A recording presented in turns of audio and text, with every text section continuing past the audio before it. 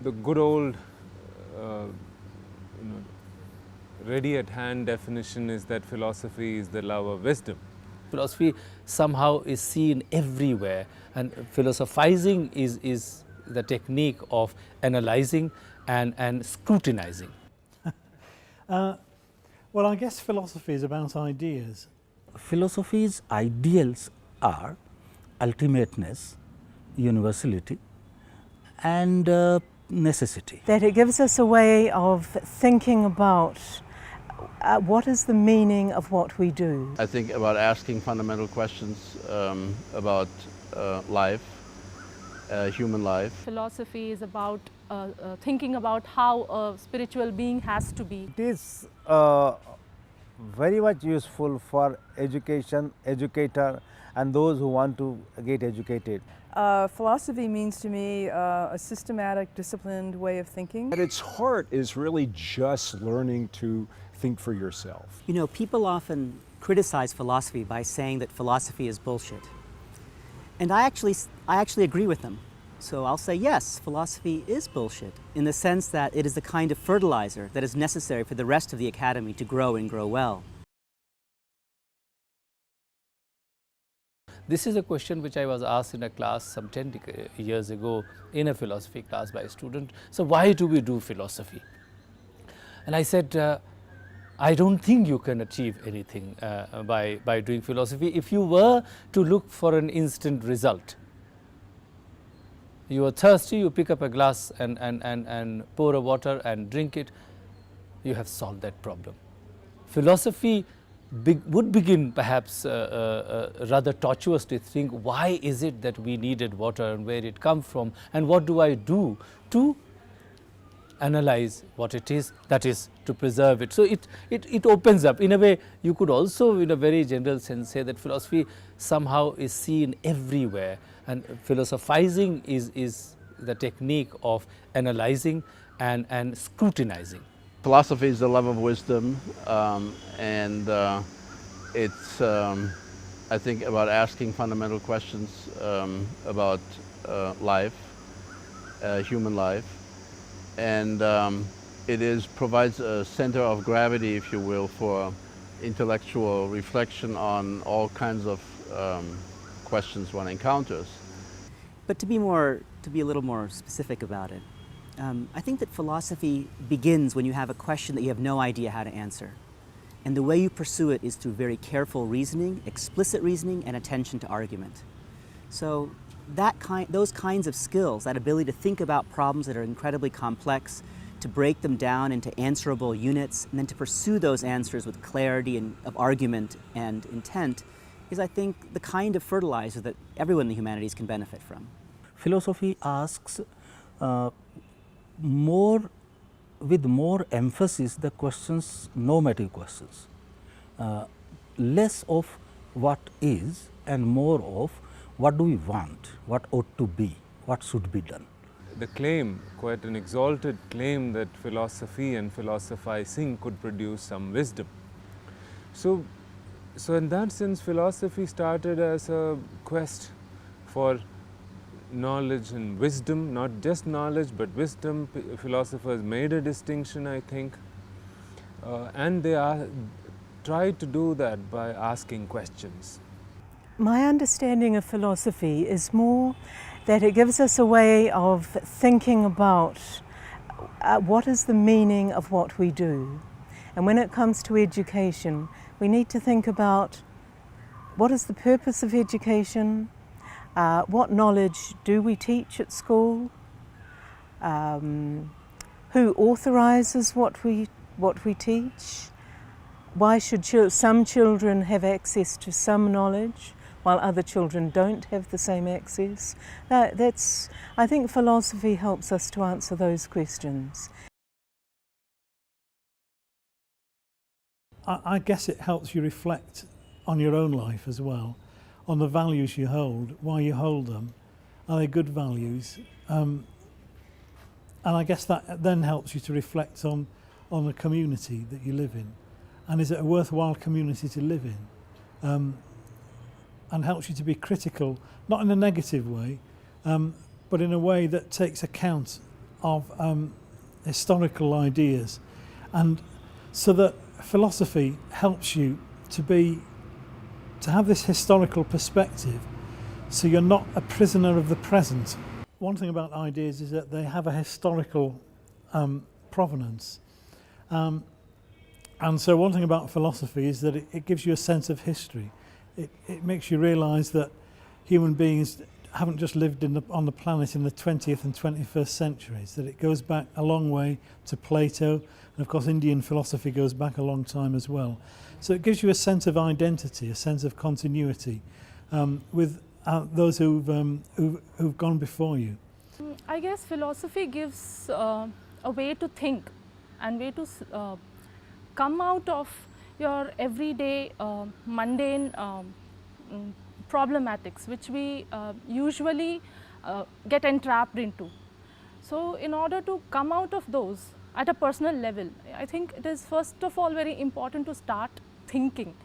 And to start thinking again doesn't mean to start thinking in a very vague manner or in a very uncontrolled manner, but to do it in a proper way. And philosophy in a way gives it that way, that method to think in a manner that would bring some coherence in your thoughts, and especially for teachers who are situationally or situated in circumstances of a lot of problematics and complexities. So I think that is one way philosophy of education per se is of great help. Because without self-reflection, it is almost difficult. It is very easy to analyze others, to pass comments on others. When we define and ask these questions, who am I? What will happen to me? What am I going to do next? Both in the transcendental sense and more importantly in a modern sense, in our existential sense, if we can ask these questions, perhaps philosophy would have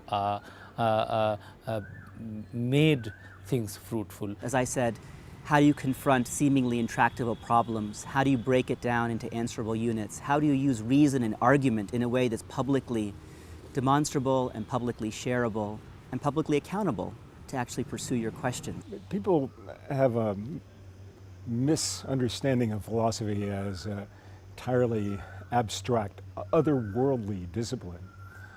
But in truth, philosophy is quite useful in everyday life, in that at the heart of philosophy is a certain skill set. I would describe it as the skill set of being able to comprehend and understand arguments. And this can be over buying a car or which candidate to vote for, to be able to look at various attempts to get you to do one thing or another, or to buy something or other, and be able to think critically about that and make up your own mind. I think philosophy has gotten a reputation for being highly abstract and inaccessible to the layperson, but that's because philosophers, when they talk among themselves, tend, as any group of specialists, to use a specialized vocabulary, and also with certain issues that people are not familiar with until they become a part of a community. It makes it seem like it's quite a difficult and otherworldly subject, but at its heart is really just learning to think for yourself. The second thing I see about philosophy is, paraphrasing a little bit on Dewey, that philosophy's ideals are ultimateness, universality, and necessity. Now, ultimateness doesn't mean finding the ultimate knowledge which is never going to change. It means that digging deeper into your system of assumptions and beliefs. So, this may not be the truth, eternal truth for all times to come, but philosophy always tries tries to hit the rock bottom of belief systems among the people who are part of the discourse. The second thing is that philosophy has a thrust for universality, and by universality here is meant that which is true for all human beings in that simple manner. Now, this is not that philosophy does not respect the difference between people or communities or societies or various kinds of nations, but they would see those differences and would like to formulate still in a manner, in a more generalized manner, that all these aspects become special cases of that generalized formulation. The third thing philosophy has an ideal is it would like to see which part of our knowledge or belief system is logically necessary.